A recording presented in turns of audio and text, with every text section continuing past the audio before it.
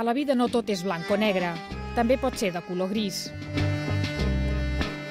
L'exposició Blanques, Grises i Negres explora a través de les fotografies de Leopoldo Pomés el ventall cromàtic d'aquests tres colors, però especialment del gris, que en la fotografia és l'amo i senyor i ho acapara gairebé tot. A mi m'agrada molt buscar la llum, anar a la llum, buscar moltes vegades lo blanc, buscar lo negre, buscar lo gris. O sigui, a mi m'agrada molt lo blanc, en el qual hi ha lo blanc, intento que no hi hagi ombres.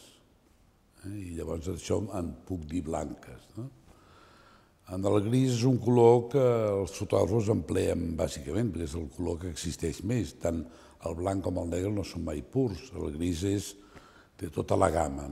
Llavors el gris també m'agrada que sigui gris amb totes les tonalitats, però que no hi hagi precisament que no sobresurti el negre ni el blanc, en aquest cas, d'una manera protagonista. I el negre és tot el contrari.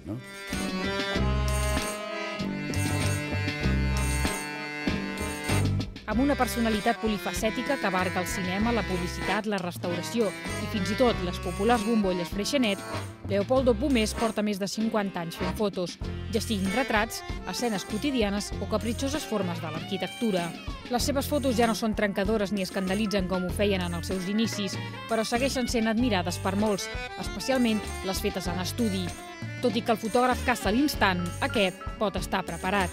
Sempre l'artifici sempre és el que compta. Vull dir, la naturalitat és una mica perillosa, a mi no m'interessa massa. El fer-ho en un estudi és més artificial, això no li treu valor, al revés, pot ser que n'hi doni més.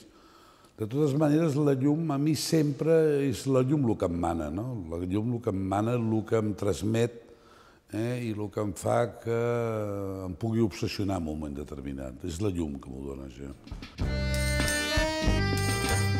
Ja siguin esdeveniments concrets o moments creats expressament, les fotos de Pomés van més enllà de la simple anècdota. La seva mirada capta imatges amb cert misteri, inspirant-se en la realitat, però una realitat construïda, un món més a prop del desig que de la realitat. Alternant el treball al carrer i a l'estudi, Leopoldo Pomés sap dominar la llum en qualsevol situació. I encara que el món sigui en color, el de Pomés seguirà sent blanc, gris i negre.